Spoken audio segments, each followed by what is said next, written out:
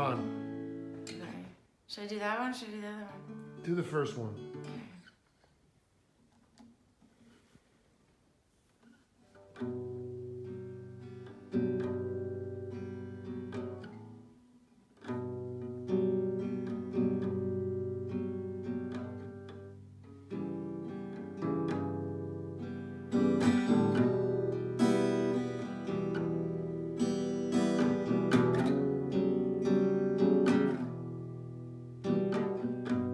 Believe it only is my rival. What I know about your idol, I'm not the saint you've been hoping for. I'm not the blessing at your door. You were kicking in your sleep, breathing thin and gasping deep. I admit I wasn't thinking how you feeling now? It's not my first mistake. I'm a sinner. I'm a sinner now.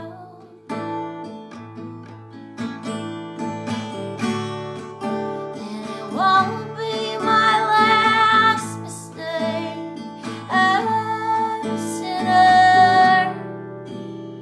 I'm a sinner now.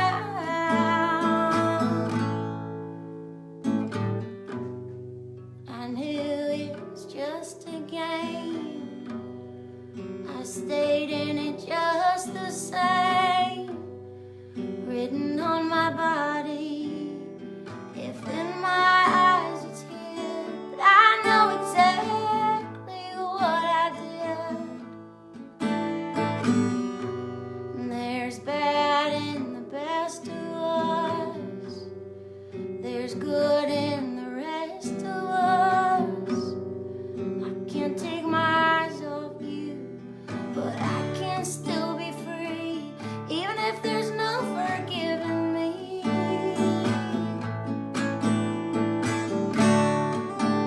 And it's not my first mistake. I'm a sinner. I'm a sinner now.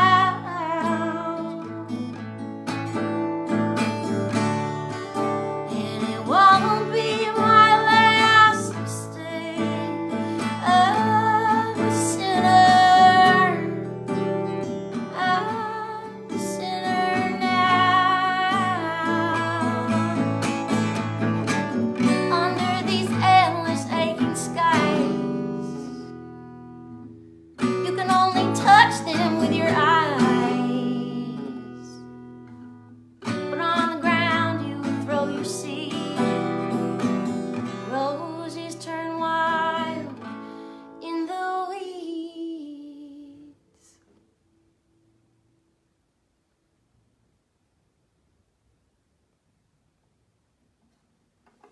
Folks, welcome to the Jake Feinberg Show. We're here in East Los Angeles, road weary, trucking along, but I had a chance to connect with a spiritual cat, Leslie Ann. Welcome to the Jake Feinberg Show. Thank you, Jake. Can you talk about what you learned in academia, music school, that you were able to bring to the bandstand? I actually was an English literature major, and that made lyrics really important for me. You were a poet first.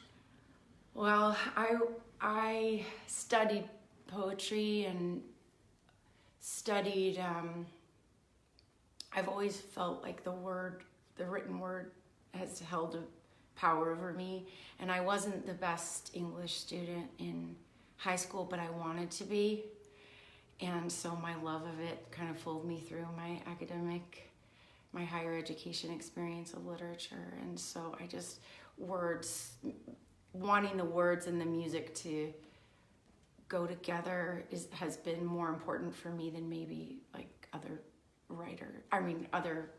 composers or something. You went to Herb Alpert School though, Los Angeles. I didn't. No. You didn't go there.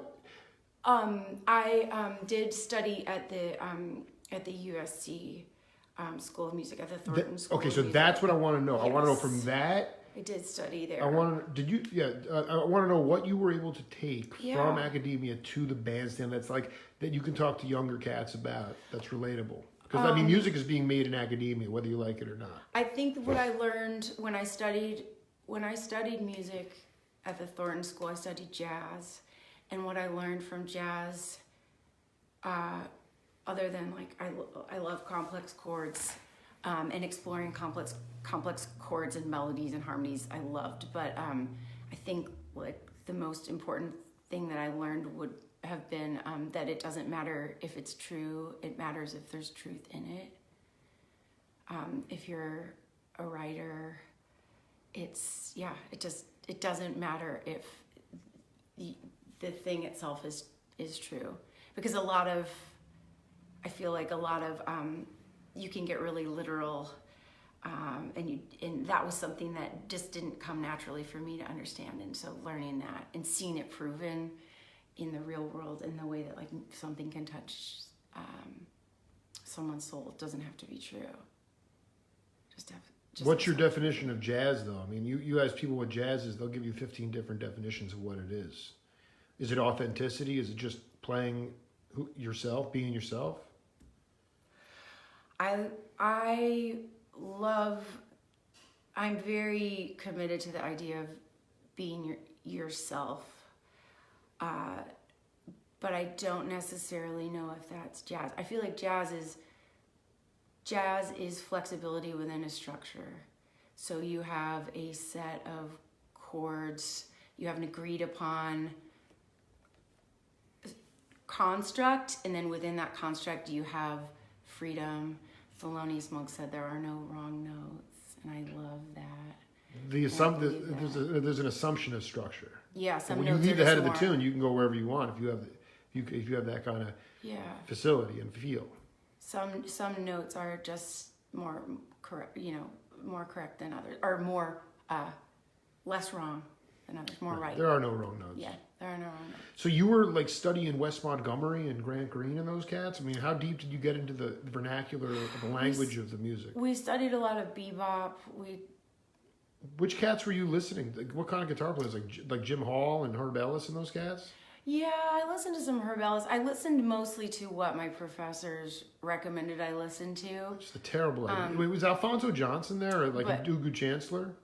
No. I mean, I really studied more on the vocal end of jazz at that time, okay. And Billie Holiday was to me that was my god. Badass. And my vocal instructor had to say, "She's already dead. Why do you want to sound like her? She's dead. She did her job. She did her thing. Be you." And I just imitated Billie Holiday for a long time. Like, holding hands at midnight, neath the starry sky. I mean, that doesn't even, I can't even sing like her anymore. My imitation. There are so many cats there are cats that are continue the lineage. But I that was my first question for you actually is how you were able to, what you think you everyone borrows and steals from people, but then you have to find your own voice, and I'm just curious about what that is for Leslie Stevens. How did you find your voice? I just, through years of trying to be true to myself and write with vulnerability, I think I somehow learned that I could say, like, the freedom of the song structure allowed me to like express anything at all, and because I could say anything at all, I tried a bunch of different things. I found freedom in writing. I've always written songs since I was 7. I think I wrote my first song when I was 7, and it's always been something for me that just feels really great. It's all I need in life. It's all I need in life, for Lord's sake. is. Well, no, people want Is people ter- is a people want guitar people or want piano. people want to see you play. You have a tune you want to play? Yeah, I'll play another All one. right, play a tune. I forgot that. Okay, what should I do? I need to kind of Yeah. give me another question if you have one, because I. No, I just how did you learn like when you take a solo to get a coherent beginning, middle, and end without wanking it up there? Well, I do like to solo. I've just been. Yeah, I would like you learning to solo for the crowd. The crowd will love it. lately, but I really don't. I don't really solo as much as I would like to. That's kind of a goal. Well, for but on the Jake Feinberg show, you're feel unfettered and alive. Unfettered and alive. I love that motto. It's Joni Mitchell right there. Anyway,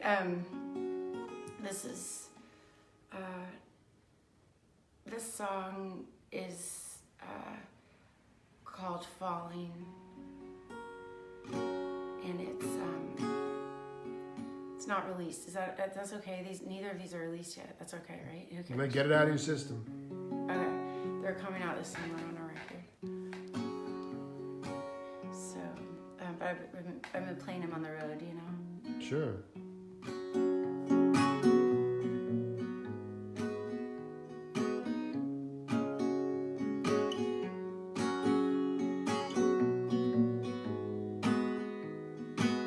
Here it is.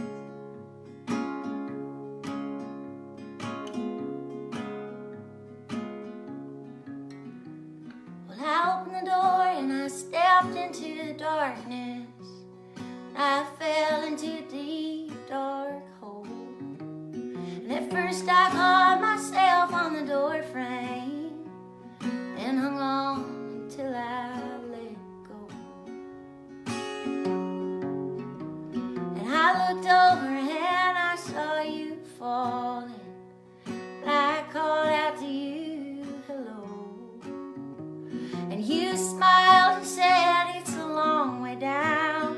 And we fell into a deep, dark hole.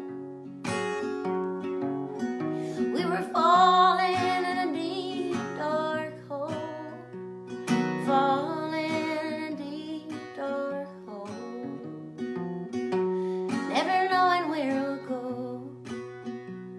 Falling in a deep, dark hole.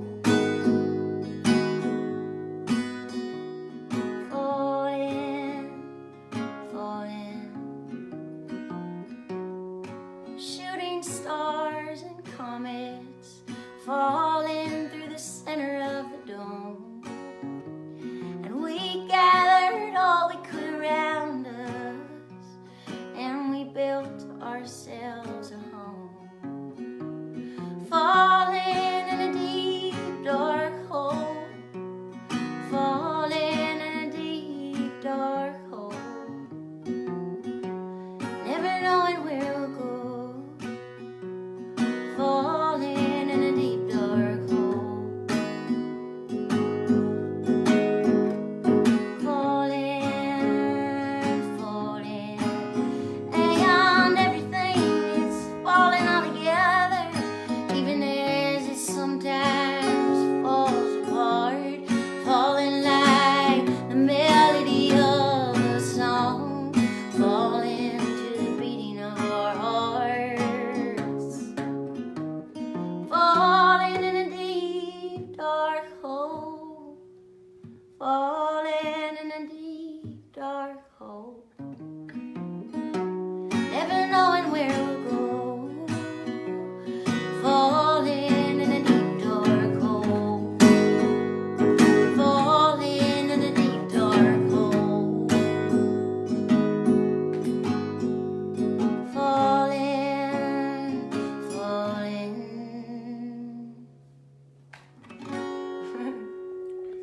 There was room in there for you to solo. That's a Yeah. beautiful song to solo in. That's a great tune. How do in your mind how do songs? So many cats I talk to they're prodigious, they're creatives, they make a lot of music. But then that music winds up sitting on the shelf because they don't tour. So why do you work, talk to the audience about why you work songs out on the bandstand and then go in and record them. I just feel like they take on a different life when all of these other musicians put their spin on a song, and it informs it in a way that it's more, I love to go out and figure them out live and then record them. Although I don't always do that. I just feel like every rule needs to be broken at some point. And you got to know the rules in order to break the rules. Yeah. Right? So I do prefer to hash it out live and just feel what it feels like to play a song in front of an audience with a band and try out different arrangements and then go into the studio. But I've also done the reverse, where I just like that song I just played, I actually had a pretty good idea of what I wanted, and we just went to the studio and I played it for the musicians, and then we just recorded it, which was pretty amazing experience of trying not to like control everything and just let it be what it needed to be. It's a song, because that's really hard do you have experiences on the bandstand where you leave your physical body? I sometimes don't remember entire shows. Right. Like Billy Cobham never did a drug in his life. I mean, he was exhausted after a 2-week run from the Mahavishnu Orchestra, and it was the last set of an intense tour, and he saw himself on the side of the stage playing drums. And that was fatigue. But the multidimensional self is something that the Jake Feinberg Show loves to poke away at, and I'm just curious if you can talk about that as it relates on the bandstand. Obviously, some nights are just skull-crushing, you don't remember them. But have you been able to access your multidimensional self? I was pretty sure that it was just disassociation.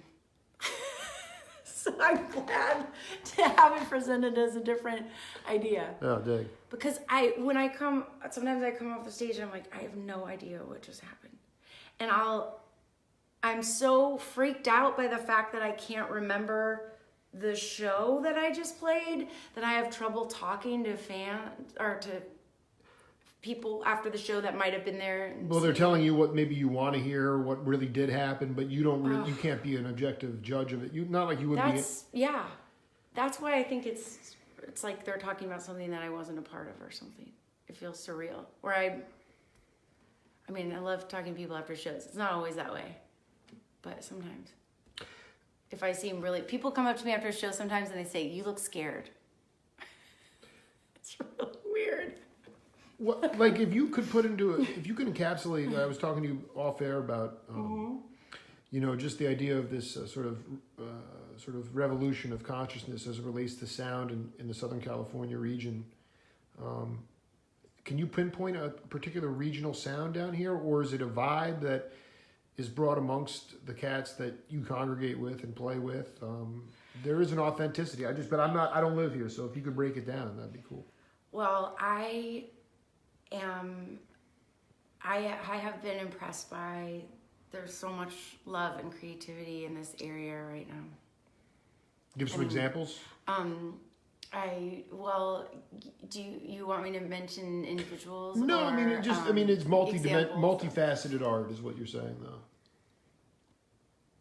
I think so. I'm constantly inspired.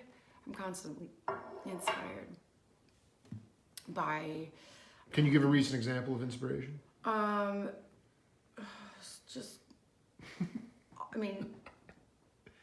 the time. Okay, all the time. All the constantly, time. Just today. No. That's your true nature. That's pretty amazing. No, I am really inspired by. There just seems to be such a wealth of beautiful songs and different ways of playing, different approaches, different styles, and really for lack of a better analogy, sometimes I use food analogies with songs, like recipes. Absolutely. or music is a meal. Nutrition. It's very nutritious morsels. Absolutely, yeah. I dig. Really great Lots of really incredible players and just like so much variety. I've been talking to cats in the In north East in the LA. North Bay. Yes. And so it's a very like welcoming scene. It's not like a cut session, you know. It's not super competitive. Yes. Is it pretty inclusive in Southern California too, or you know? I mean, intimidation has been going on since the beginning of time on the bandstand. But I mean, is it inclusive, or do you feel like, how do you cut through the morass? You know, the scene here is really big, and there's a lot of people and a lot of different bands, and some bands are more warm and friendly than others, and Dan Horn and Grateful Shred, definitely. And yes, they are Yeah, good friends. love those cats, man. And they're. I don't know. they're Go ahead. But I mean, sweethearts. how do you deal with those adverse situations when you don't feel that good vibe, and you still want to, and you have to get stuff out of your system. You know, and I usually stay pretty reserved and try to just. I love. You know, the Watkins. Do you know Sean and Sarah Watkins? I admire them a lot, and I just played recently, and a friend of mine was there, and Sean saw me play, and it was really validating because he came up to me afterwards and was like, wow, you know, I don't know you, I've never seen you, and it was really nice to feel appreciated by him and by that aspect, because LA is just this gigantic place, and there's so many folk musicians, and there's no way to like, you know, you just can't overlap with everyone. So, but yes, I've sung in the Grateful Shred for some of their shows, which has been really fun. And I guess that's the question. I sung on some big records this year. Sang with Jim James, My Morning Jacket this year. Really? Yeah, I sang with him on Stephen Colbert and on Jimmy Kimmel and on his new record. What's that? Is that a pre-recorded stuff, or is that always in the? Is the music? What do you mean? At the show? The Yeah, shows? I mean, like, that you know, was live. Yeah, we did it Oh, live. that's great. Yeah, TV sound is pretty intimidating because it comes through on like it sounds very small when you're actually playing it. It doesn't sound like a normal concert, so Did you? there's a lot of room for improvement. How being a folk with the folk aesthetic, you know, there was almost people almost got murdered at Newport when Dylan plugged in and put the drum kit on. Right. When was the first time you played with a trap set? And do you like a drummer who plays in front of the beat, on top of the beat, or behind the beat? My favorite is behind the beat. Tell me what. Tell the audience what behind the beat. Why? Lazy, slow, feels just really nice. But I love to play like a real rockin' right in the pocket jam too. But I'm playing with this band that is just recently an all-female band. And they're just badass. What an interesting! I just interviewed the drummer from badass. Fanny. You know Fanny? The Fanny was the first female rock band. Yeah. So the cool. drummer's in Tucson. I just interviewed her. What's her name? Alice. I mean, we're going to connect you immediately. Yeah. But they're all female, so it's that's a great vibe. It's really fun, and What's the name of the sometimes band? Eric Haywood from Sunvolt sits in on steel. Oh wow! And he jokes that it's like the women and a friend of their dad's band. But So I mean, he's you played amazing. original tunes though. You guys are all playing. Yeah, we're playing Wow. my songs, Leslie Stevens, and then sometimes we play my old band, Leslie Stevens and the Badgers. We play some of those tunes too. The Honey Badgers. Honey Badger, don't take no shit. Do you? I guess I just would like you before you finish with the tune. Okay. I just wanted you to talk about your concept of love and how you bring love to the world. I truly believe that the answer to the question, what is the most important thing in the entire world? The answer to that question is love. And I have it on my ring. I have my ring to prove it. It says Love. And I just think that self-love is so underrated, and that, you know, there's like a reigning cliche that you have to love yourself before you can love anyone else. And I don't believe that that's true, but I do think that it's that loving yourself is what allows you to be you, be the most you that you can be, and you know, be yourself, because everybody else is already taken. And love, just, I mean, I could go on for hours, Jake. Just play a tune for us. Hours. I'll play a song about love. Great.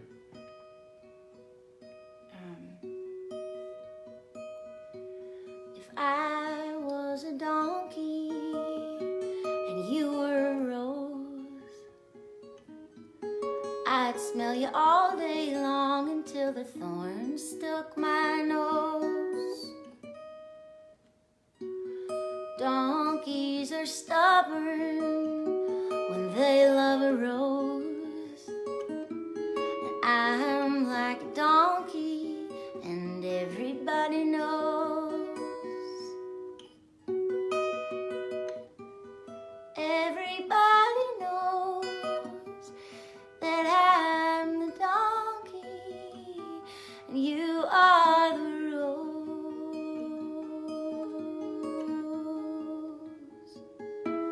Rosie, you don't want to start anything new, you just want to stay where you are, and that's your misfortune, not mine.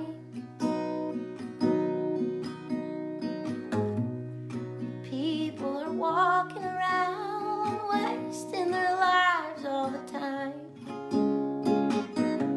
but I won't let you waste mine.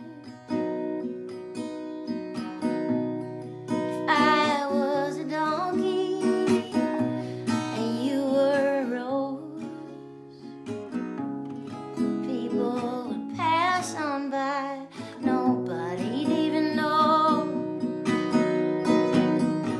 So what can we do? Darling, don't be blue, darling, do something, something new, something new.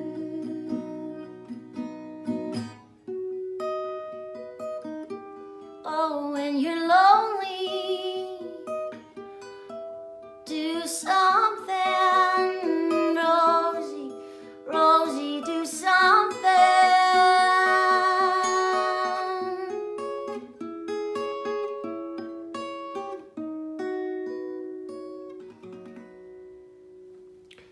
Leslie Ann Stevens, you made my day. Thank you so much for being part of the program.